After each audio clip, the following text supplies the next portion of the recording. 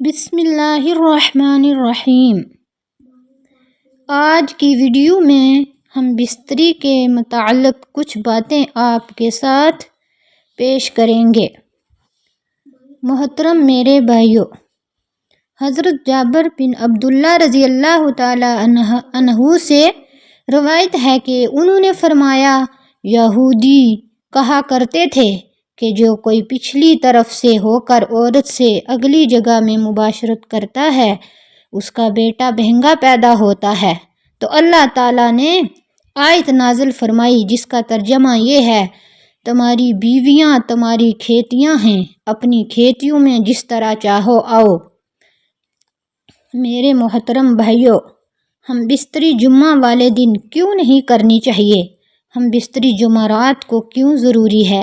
جمعہ کا دن ہم بستری بھی ایک خاص دن ہے۔ ہم بستری جمعہ کا دن کرنے کے فائدے اس ویڈیو میں آپ کے سامنے پیش کریں گے۔ ہم حضرت علی رضی اللہ تعالی عنہ نے فرمایا، ہر دن ایک سا ہوتا ہے مگر جمعہ کا دن ہے وہ جمعرات سے بھی زیادہ افضل ہے۔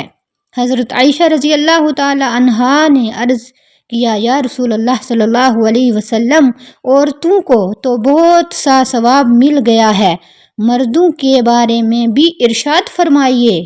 یہ سن کر نبی کریم صلی اللہ علیہ وسلم مسکرائے اور فرمایا، مرد عورت کا ہاتھ پکڑ کر مانوس کرتا ہے تو اس کے لیے ایک نیکی لکھی جاتی ہے۔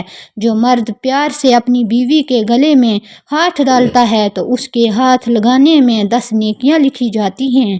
جب وہ اپنی بیوی سے مباشرت کرتا ہے تو دنیا معافیہ سے افضل ہوتا ہے۔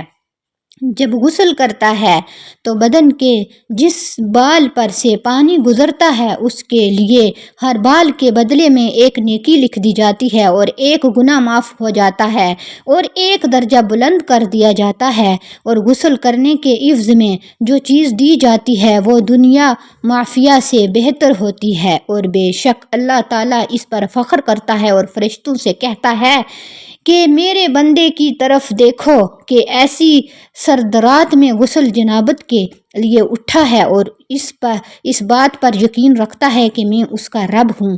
تم اس بات پر گواہ رہو کہ میں نے اس کو بخش دیا۔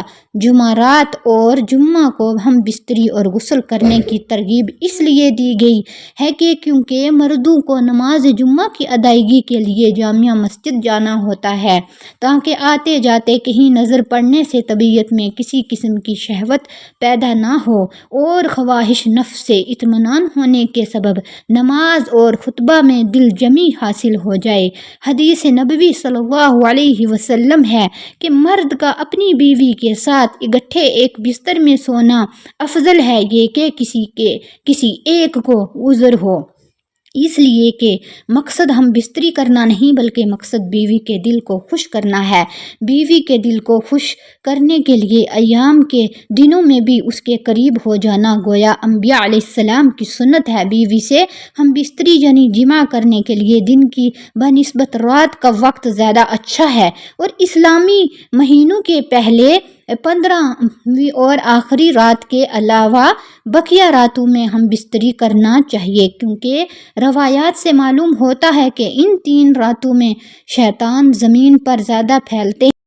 اور ہفتہ کے اعتبار سے جمعہ کی شب میں بعض فقہا نے جمعہ یعنی ہم بستری کو مستحب لکھا ہے، اور شب میں بھی شروع حصے کی بنسبت شب کا آخری حصہ زیادہ مناسب ہے کہ رات کے حصوں میں سو لیا جائے تاکہ دن بھر کی تھکن سے راحت ملے اور مکمل سکون حاصل ہو۔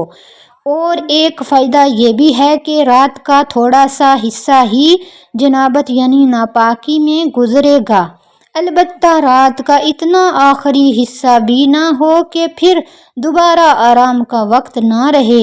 کچھ دیر خاوند کو اپنی بیوی کے پاس آنے کی حاجت ہو تو اس کا طریقہ یہ ہے کہ بیوی کے ساتھ کمرے میں اس وقت اور کوئی نہ ہو، یہاں تک کہ دودھ پینے والا بچہ بھی اس کے ساتھ نہ ہو۔